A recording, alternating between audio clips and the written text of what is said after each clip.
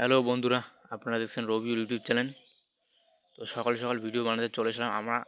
আপনারা আমাকে দেখতে পারবেন না, কারণ আমি এখন আইফোন ব্যবহার করিনি। আমি নিজেই ভিডিও বানাচ্ছি, তো কিছু মনে করবেন না দয়া করে। তো আজকে ভিডিওটা হচ্ছে মাধ্যমিকে কী নিয়ে পড়লে ভালো নাম্বার তুলে যায় আর কি।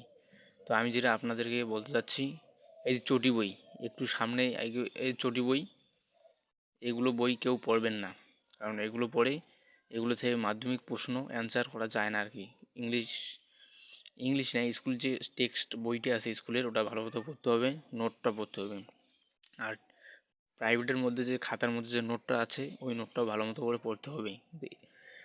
আপনারা একটা কথা মাথায় রাখবেন, এই সমস্ত বই পড়ে কোনোদিনও মাধ্যমিককে ভালো নম্বর বা পাস করানো যায় না, ঠিক আছে? এই জিনিসটা মাথায় রাখবেন আপনারা। আমি আপনাদেরকে এটাই বলতে চাচ্ছি যে এই সমস্ত বই বেকার। এগুলো মনে করো, এগুলো দেখো সাজেশন, 2020 সাজেশন, এগুলো বই কেউ পড়বেন না।